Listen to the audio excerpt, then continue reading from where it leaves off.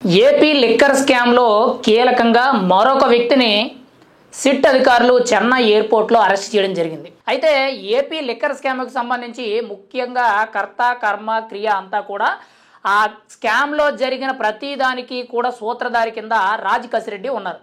అయితే రాజ్ కసిరెడ్డి పిఏ పైలా దిలీప్ ఎవరైతే ఉన్నారో ఈయన్ని తాజాగా చెన్నై ఎయిర్పోర్ట్లో సిట్ అధికారులు అయితే అరెస్ట్ చేయడం జరిగింది. ముఖ్యంగా రాజ్ కసిరెడ్డి అరెస్ట్ అయ్యారు. ముఖ్యంగా హైదరాబాద్ ఎయిర్పోర్ట్లో ఆయన దుబాయ్ నుండి వస్తుండగా సిట్ అధికారులు అరెస్ట్ చేసి విజయవాడకు తరలించడం జరిగింది. తర్వాత ముఖ్యంగా సిట్ అధికారులు మొదటి విచారణలో రాజ్ కసిరెడ్డి కనీసం నోరు విప్పడం లేదు, ఎటువంటి స్పందన రావడం లేదని చెప్పి సిట్ అధికారులు చెప్పడం జరిగింది.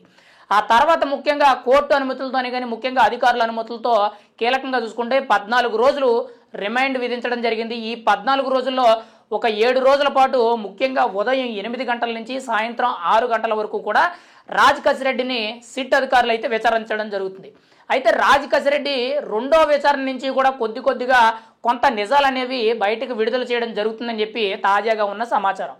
అయితే ఇంకా పూర్తి వివరాలు ముఖ్యంగా ఆయన వెనకాల ఉన్న పెద్ద తలకాయలు ఎవరు, ముఖ్యంగా నెల కూడా 50 కోట్ల నుంచి 60 కోట్ల వరకు కూడా ఈ స్కామ్లో ముఖ్యంగా కమిషన్ అనేది బేస్ చేసుకొని అసలు ఈ డబ్బు అంతా ఎక్కడికి వెళ్ళింది, ఎవరి అకౌంట్లోకి వెళ్ళాయి, ఇందులో బెనామీలు ఎవరు, ఎవరెవరు పంచుకున్నారు, ముఖ్యంగా ఎక్కడ పెట్టుబడులు పెట్టారు అనేది ఇంకా పూర్తి వివరాలు అయితే తెలియవలసి ఉంది.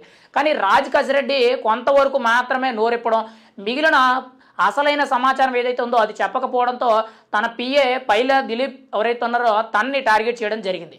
అయితే ప్రతి విషయంలో కూడా రాజ్ కసిరెడ్డి ఎంత కీలకమయ్యారో ఆయనతో పాటు పైలా దిలీప్ అనే కసిరెడ్డి రాజశేఖర్ రెడ్డి పిఏ ఎవరైతే ఉన్నారో ఈయన కూడా చాలా కీలకమని తెలిసింది. అయితే వెంటనే కూడా సిట్ అధికారులు రంగంలో దిగి ఈయన కూడా నోటీసులు అందించడం జరిగింది. కానీ ఈయన తెలివిగా చెన్నై నుంచి దొంగ టికెట్లతో అంటే వేరే వ్యక్తుల మీద టికెట్లు బుక్ చేసుకుని చెన్నై నుంచి దుబాయ్ పారిపోవడానికి అయితే ఈయన ప్రయత్నం చేశారు.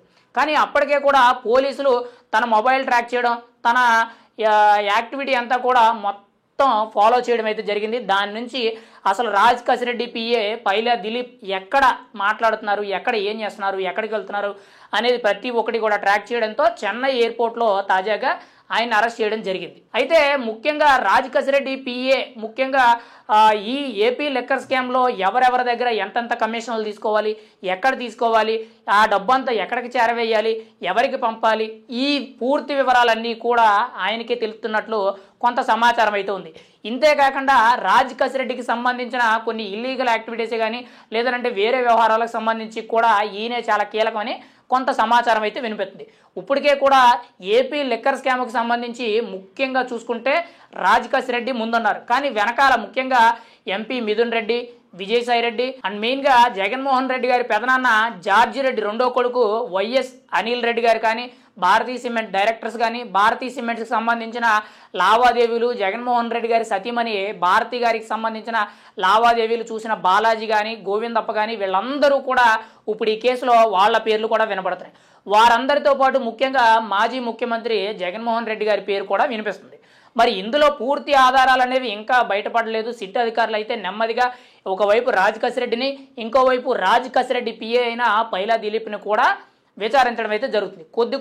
కొద్దిగా ఏపీ లిక్కర్ స్కామ్కి సంబంధించిన వివరాలన్నీ కూడా బయటపడుతున్నాయి. ఖచ్చితంగా రాబోయే రోజుల్లో ఇందులో అసలు ఎంత స్కామ్ జరిగింది, ఎవరి ప్రాధాన్యత జరిగింది, ఈ డబ్బు అంతా కూడా ఎవరికి వెళ్ళింది, ఎవరు బినామీలు, ఎవరెవరికి పెట్టుబడులు పెట్టారు అనేది పూర్తి వివరాలు అయితే తెలియవలసింది.